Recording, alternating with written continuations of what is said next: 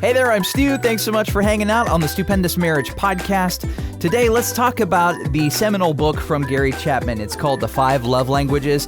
If you've been around any type of marriage ministry or marriage encouragement or any type of counseling or coaching, this book comes up and it's really, really helpful. It may be a little shallow and trite feeling, but gosh, it can be really beneficial if you embrace the concepts and learn the love languages of your spouse. I would say it's more important to learn the love language of your spouse than it is to know your own love language.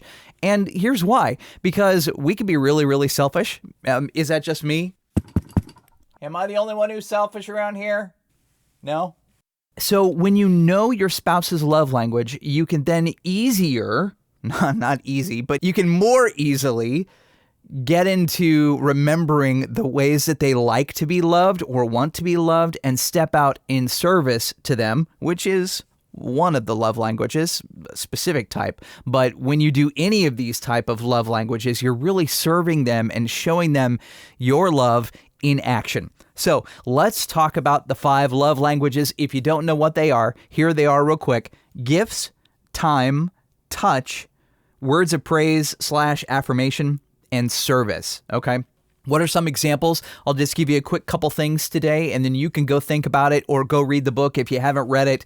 And they actually got a free test, I believe, on the 5 Love Languages website. I'll link to that in the show notes, so you can go take the test if you don't know what your love language is, and then have a conversation with your spouse and tell each other what they are. And another funny thing, Lisa and I, when we first did the 5 Love Languages test, when we first got married almost 20 years ago, it'll be 20 years at the end of this summer, 2023. We tested one way, and we've kind of changed over the years. Lisa tested more as a quality time person when we first started dating and when we were first married, but now she's more of a words of affirmation girl. Now, I've pretty much always been a quality touch guy, but I have drifted more into more time together and less of a gifts guy. I tested kind of high on gifts and quality touch when I first took the test, but definitely, the touch thing is still a big deal to me, but time has become more important to me also. So think about that. Also, if you took the 5 love languages test previously in your marriage, maybe go back and take it again. All right, so some ways to do this. Gifts.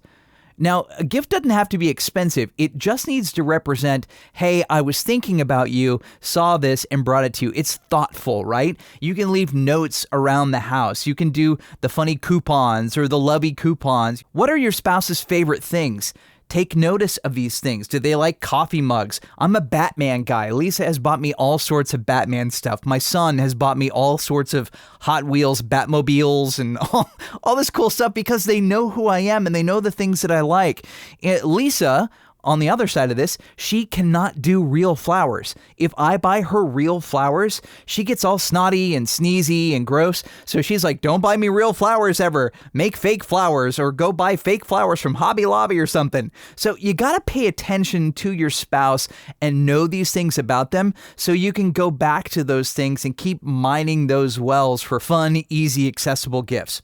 All right, quality time. Find a hobby that you could focus on together. If you don't do anything together, well, find a shared experience that you can enjoy. Read a book together.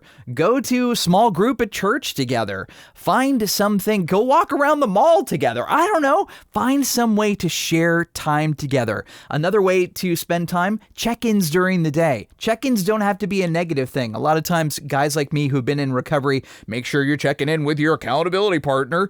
Well, Lisa just likes me to check in to let her know that I'm actually thinking about her during the day. So it's not like I'm getting in trouble type of deal. I'm actually making a connection, a positive connection with my wife when I check in during the day. No phones when you are having a conversation. That will signal that you're wanting to spend time with your spouse and not scrolling on your phone.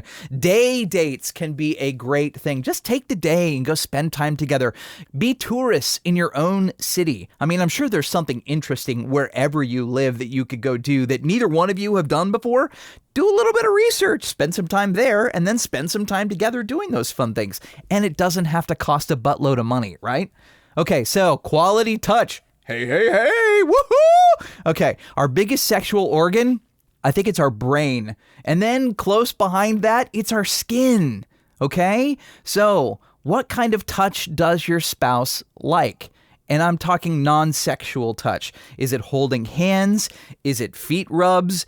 Is it hugs? All of those are good, and they can be part of your repertoire, right? Hold hands when you're walking around the neighborhood or when you're watching TV together. Just make it a habit of grabbing your spouse's hand. Or butt. Did I say that out loud? Anyway, hugs can be longer, like take a 20 to 60 second hug. There's something like the endorphins and the neurons in our skin start firing at about 60 seconds and draws us closer to our spouse. It's a good thing, right? Try a 20-second kiss maybe. And of course, we do need to talk about sex. You have to decide between the two of you, husband and wife, how much, how long, what you like, what you don't like in bed. If you have a quality touch person in your relationship, it will bless them immensely, and it'll bless you too, ultimately, if you guys have consistent, regular sex. All right, moving on. Words of affirmation. Find something your spouse does well, okay? Find that thing, and then tell them that they do that well, that you appreciate what they're doing. You should appreciate their contribution. Notice the things they do around the house. Notice the things they do for their family members. Notice the things they do for you. It may be something super, super small, but you can find something positive to highlight. We so quickly and so easily go to negative emotions, thoughts, feelings, what I am not getting from my spouse, what they are not doing for me, what is the thing that they have not yet to do, even though I've told them 25 times in a row. Okay, shift that up intentionally and look for ways to affirm and encourage them in their efforts and the things that they do. Acknowledge their efforts. Notice the small positives, everything that they do in their life. And then high fives. You go, boy. You go, girl. I mean, just call it out. Make it something you do at the beginning of the day or the end of the day. What were your wins for today? Tell them the things that you saw that you appreciated in them. Bless their life with your words. Maybe offer them things that you see God doing in their life that will bless them in ways beyond just noticing the things that they're doing. All right, 5, service, acts of service. There's a reason why this word chore play has come into prominence in the past couple years. Yes, guys, if we just do chores, it could lead to benefits in our marriage. Just serve your spouse. I mean, all of these ways. Serve them with gifts, if gifts are their thing, with your time, with touch, with words of praise and affirmation. All of these things will serve your spouse. I don't believe we only have one love language. If you incorporate all of these ways to love your spouse into your marriage, it will really amp up the level of connection between the two of you. But really, I mean, doing the dishes, taking out the trash, cleaning up the house, doing it without being asked, that is a good thing. Ask what they need done. Ask how you can love them well right now. I mean, that question right there is super important. Babe, how can I show you love right now? That's the challenge as we end up. Babe, how can I show you love right now? They may not even come back with their primary love language. It might be something completely different. And then go do what they ask.